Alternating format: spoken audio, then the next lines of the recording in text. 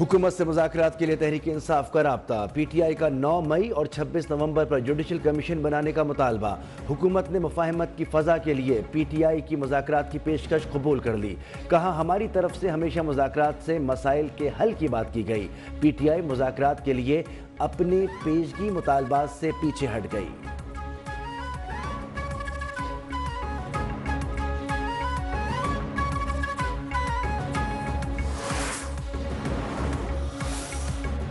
बहुत हो गया, 9 मई की तूल बैठनी चाहिए। कमीशन बनाएं, जिम्मेदारों का तयन करके सजा दी जाए। हमें दोबारा सड़कों पर आने पर मजबूर ना करें। चेयरमैन PTI बैरिस्टर गौहर ने कहा, अगर फायरिंग हुई है तो उसके जिम्मेदारों का तयन तो होना चाहिए। हमारे मुजाहिरीन में से किसी के पास असलहा नहीं था। अब भी वक्त है, हमें इंसाफ दिया जाए।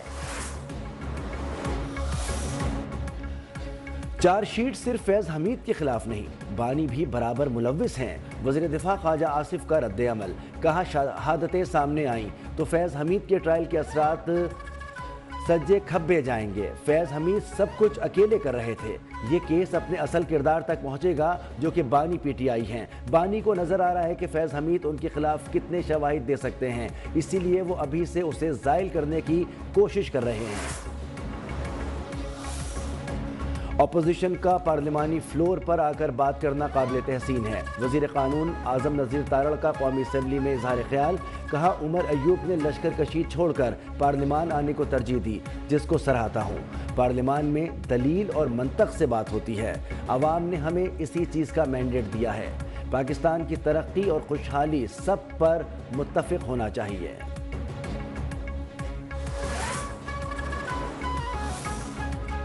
मदारिस रजिस्ट्रेशन कानून पर JUI ने सदर के एतराज़ात की नक़ूल मांग ली। JUI सेनेटर कामरान मुर्तज़ा का स्पीकर को ख़त। कहा, हमें सदर के एतराज़ात की नक़ूल फराहम की जाए। स्पीकर के एतराज़ात दूर करने के लिए इक़दामात से भी आगाह किया जाए।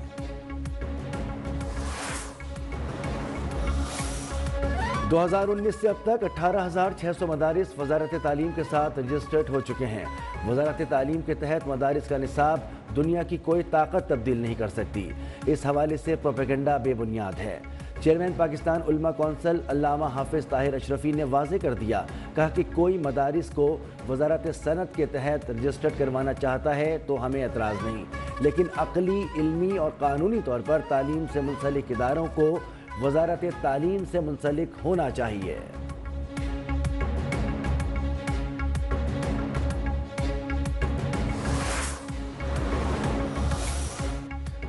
चाहे कोई भी दहशतगर्द हो, हमारी ज़ीरो टॉलरेंस पॉलिसी है। वज़ीर आला बलूचिस्तान सरफराज भुगटी का कहना है कि मासूम शहरियों के कत्ल पर हुकूमत खामोश तमाशाई का किरदार अदा नहीं कर सकती। लापता बच्चों की बाजियाबी के लिए हर हद तक जाएंगे।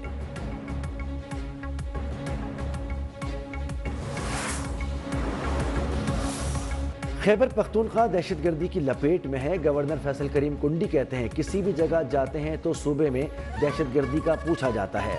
कुर्रम को असलहे से पाक करना होगा। अदम बर्दाश्त और इंतहा पसंदी से मुल्क को नुकसान पहुंचता है। अमन के लिए तमाम स्टेक होल्डर्स को किरदार अदा करना होगा।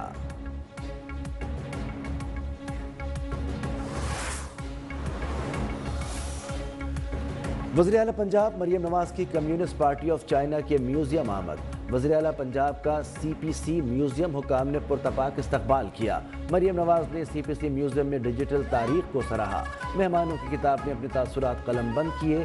कहा, चीन ने साबित कर दिया, क़यादत मुखलिस हो तो कोई ताकत तरीके से नहीं रोक सकती।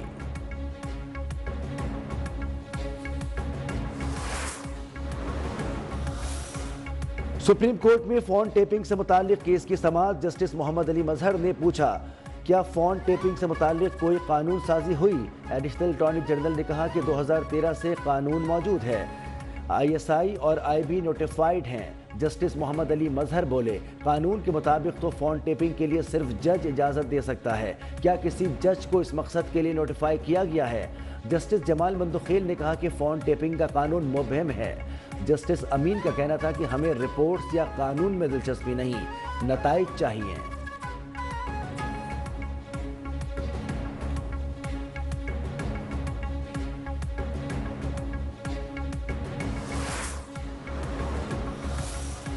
ایشیائی ترقیاتی بینک نے پاکستان کے لیے $20 کروڑ قرض کی منظوری دے دی۔ قرض کی رقم بجلی کی تقسیم کے نظام میں جدت کے لیے استعمال ہوگی۔ تقسیم کار کمپنیوں کی پائیدار بجلی فراہم کرنے کی استعداد میں اضافہ ہوگا۔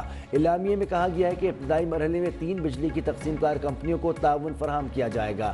لیسکو، میپکو اور سیپکو اپنے ریجنز میں پائیدار توانائی کے لیے مؤثر کردار ادا کریں گی۔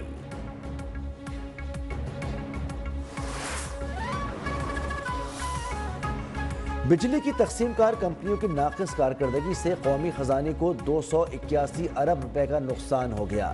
نیپرا کے مطابق بجلی کی تقسیم کار کمپنیاں بشمول کی الیکٹرک نیپرا کے ٹارگٹ حاصل کرنے میں ناکام رہی۔ ریگولیٹری اتھارٹی نے ڈسکوز کو ہدایات اور رہنمائی کی تھی، لیکن اس کے باوجود لاسز کو مخصوص ٹارگٹ تک نہ لایا جا سکا۔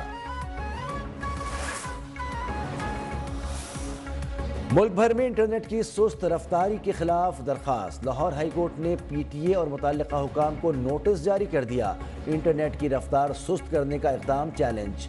درخواست گزار نے کہا، انٹرنیٹ کی سست رفتار کی وجہ سے شہری پریشان ہیں۔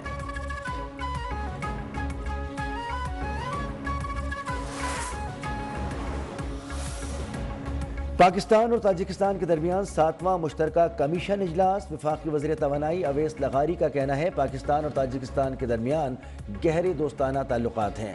پاکستان ترکیہ کے بعد دوسرا ملک تھا جس نے 1991 میں تاجکستان کی آزادی تسلیم کی۔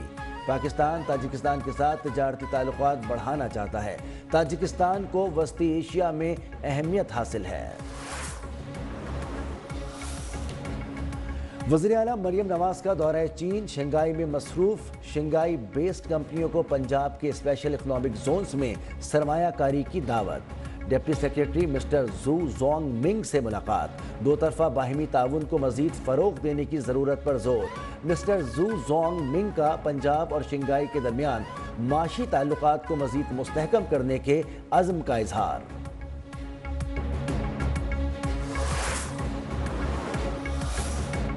ملک کے بیشتر علاقوں میں آج موسم سرد اور خشک رہنے کا امکان۔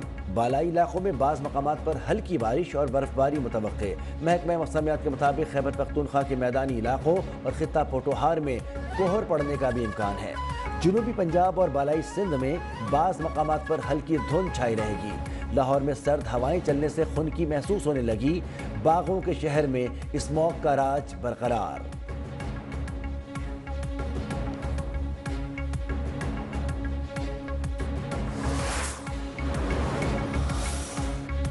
کابل میں دھماکہ، افغان وزیر برائے مہاجرین خلیل الرحمان حقانی جاں بحق۔ واقعے کے وقت خلیل الرحمان حقانی مسجد کی جانب جا رہے تھے۔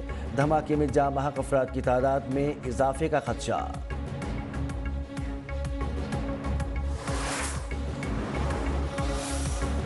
پاکستان میں چیمپئنز ٹرافی کا انعقاد۔ بھارت کا پاکستان میں کھیلنے سے انکار۔ آئی سی سی کے لیے فیصلہ کرنا مشکل ہو گیا، تاحال شیڈیول بھی جاری نہ ہو سکا۔ پاکستان کے ٹاپ آفیشل کی انٹرنیشنل کونسل سے اہم بات چیت جاری۔ رواں ہفتے اہم پیش رفت کا امکان۔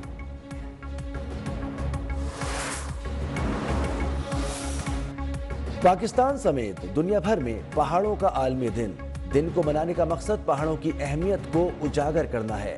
دنیا کی دوسری سب سے بڑی پہاڑی چوٹی K2 پاکستان میں ہے۔